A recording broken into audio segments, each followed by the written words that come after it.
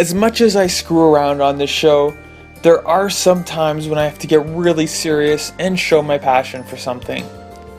Today, I'll go over what has kept me busy for hours, has been nothing but pure fun, and what I wanted for a really long time. It's tits. Two to be specific. I love tits. It's one of the greatest joys in life. I also really enjoyed Trails in the Sky second chapter. This is a game I never thought I would get to see. I thought that after that insane cliffhanger in the first game, I'd never get to know what would happen to these beloved characters, but thanks to some hard work of some fantastic localizers, this game saw the light of day in North America. So today, we'll be reviewing the sequel to one of the most unfairly obscure RPGs that I know of, Trails in the Sky, second chapter. This one's for you, localizers. You guys are the real MVPs. This game's development has quite a story behind it. There's a really good article that I'll link to in the description below, but in short, basically getting this game to localize in North America was an absolute nightmare, mainly because this game has a ridiculously amount of dialogue to translate. Considering that the original Trails of the Sky only did decently well, I was not expecting to get second chapter at all, and it seemed that way for a long time until many of us were surprised with the news that this game would be available for the PSP and the PC in late 2015. Think about that, a late 2015 game released for the PSP with tons and tons of dialogue. This was a huge risk for Xseed, but again, thanks to the work of some very talented and dedicated people, we got this game. Honestly, from the bottom of my heart, I thank you guys and gals for this localization job. This was well worth the effort, and as a fan, it was your translation that made me love these characters and this world so much. Like the series as a whole, although not everyone will know that you exist and appreciate the effort you put in, I'm telling you that I, and I'm sure many others, do appreciate you and your effort, and I think it's absolutely wonderful that we actually got to play this game in English.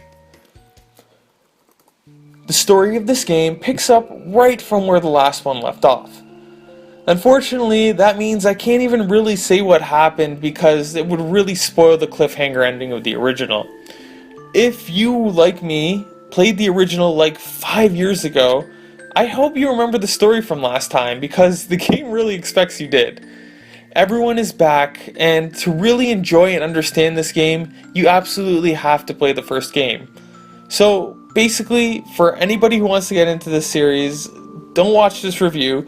Go back and play the first game, then watch my review, and then come back here and then watch this review. You won't regret it. Probably, maybe, hopefully. So, the beginning of this game, I have to say, is really bad. Okay, like the story starts out really good, but the game immediately throws you into an awful maze right off the bat, and it's a pretty lame way to start the game. This is Trails in the Sky, but we start the game underground for some reason. I just had to get that out there. This game has a lot of mazes, and mazes suck, but likely this game does not suck.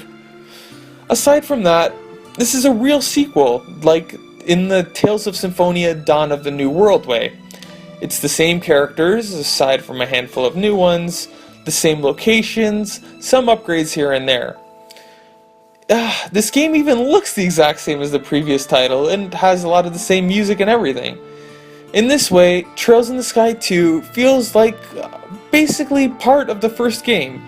It's kind of like when you're describing the first 3 Star Wars movies to somebody else, and you basically just say that these 3 movies are basically just one big long movie that happened to be in 3 different parts. It's kind of like that. You can't have one without the other. However, unlike Dawn of the New World, Tits 2 upgrades things by continuing to develop Estelle as a character, because you really feel for her as the story goes along. You see, the best thing about the first game was that it had really strong characters, and it helps that this was probably one of the best developed video game worlds I've ever played in because of its rich attention to detail and kind of realism too. Every character has motivation, focus, and dimensions. Estelle here has all the right to be a whiny little child this whole game because of what she's lost, and she really should be completely in grief the whole game. But she handles the whole thing very maturely, and even if she does handle it maturely, she does let the sadness get to her once in a while. The game doesn't make her overly emotional, but again, she does have these flashbacks and moments where she remembers these painful memories. But she buckles down and uses that motivation to keep pushing forward, like she learned to do after the first game.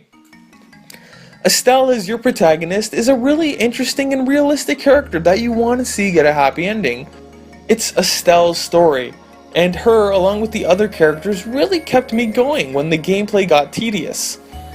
I honestly thought about stopping this game entirely because of some of the gameplay elements sometimes, because of some of the mazes and, as I'll get into, some repetition. But I knew I had to see this story through to the end. The story may have been cheesy sometimes, and it may have been predictable, but when you have heart like Trails in the Sky second chapter does, then even some gameplay flaws can be forgiven if things are done in the right way. Like the first game, the writing itself is really good. I didn't catch any grammar errors, but the actual plot was a little melodramatic at times, with some angst, cheesiness, and a lot of plot convenience. Not much out of the norm for a regular RPG though. Also, the characters' jokes, especially Estelle's jokes, now seemed a lot more forced and out of place, and I don't know if it's just the game or if it's because I've kind of matured in the last 5 years. It could be either one. However, it's the characters that really steal the show here, and the other characters get a lot of attention too. Basically, every character has something cleared about them, or they have some issue from the past that haunts them and allows us to learn more about them.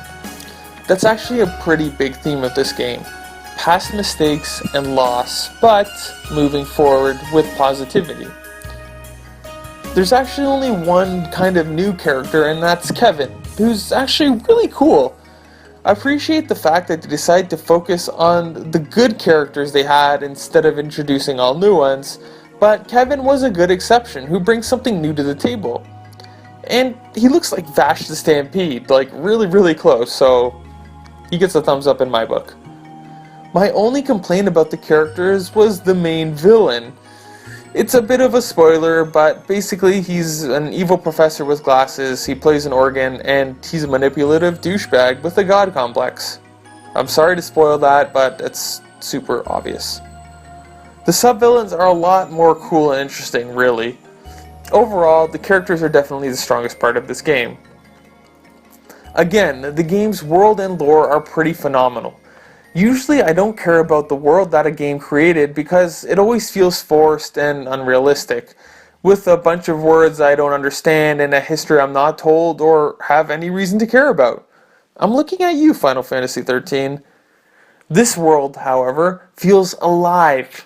The history, the politics, the technology, this is all a world that you want to know more about. I think part of the reason why I like this game so much is that the lore isn't always thrown in your face through long-winded dialogue, but you actually see a lot of the history play out in certain characters and how certain characters from certain countries interact with each other. This, along with loads of dialogue, optional quests, and more, make this game feel alive and real. It's a game you can easily dump over 100 hours into if you want. I didn't even touch a side quest, but the main game took about 52 hours or so. It's just a great RPG experience and well worth the price if you're just looking for a game with a lot of gameplay. On the other hand, let's get into some of those big gameplay flaws that I was teasing at earlier. First of all, the game is pretty formulaic for the first 2/3 or so. You go to a town from the last game, find out what the secret organization is doing by going to 3 areas or so, find the baddie, beat a boss, and then go to the next chapter. I would say that this game drags its feet a bit too much for about half of the total playtime. The characters and the story keep you going, but you really have to be patient and love the gameplay to get past these maze-filled dungeons and the pretty challenging gameplay. This repetition is probably my biggest complaint with Tits 2. Brevity is the soul of wit, and for me, this game probably could have been 30 hours instead of 52, and I probably would have gotten the same out of it. Not to say the whole game is like this, it's probably only about, again, a half or 2/3 that's really repetitive, but again, it's going to be the characters, dialogue, and fun battle system that will probably keep you going. Speaking of the battle system, it's still very strong and a ton of fun. It's a pretty tough game though, but not unfairly so.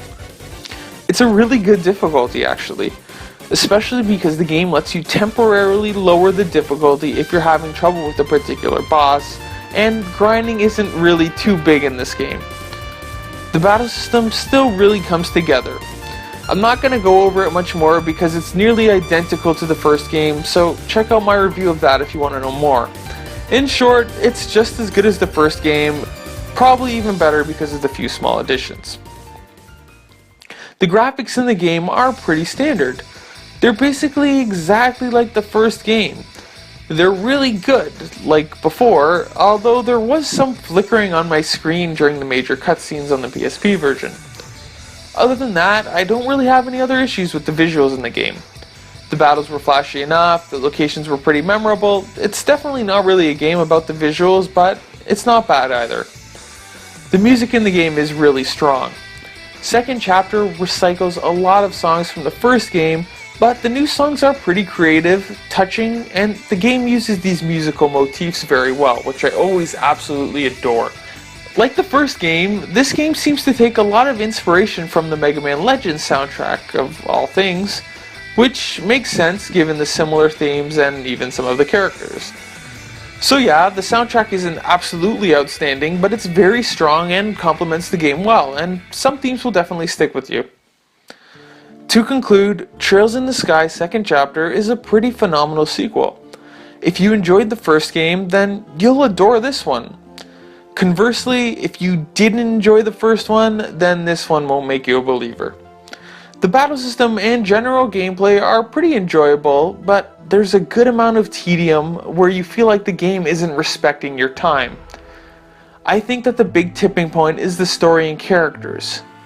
So yeah, this game isn't perfect, but the effort is here, and you can't help but appreciate this game as a spiritual successor to older games like Grandia.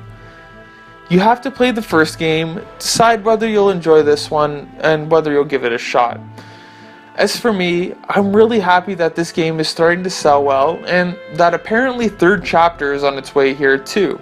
Although this game presented you with a pretty satisfying ending, you can bet that I'll probably be one of the first ones to get my hands on Tits 3. I'm sorry, Trails in the Sky 3. Thanks for watching.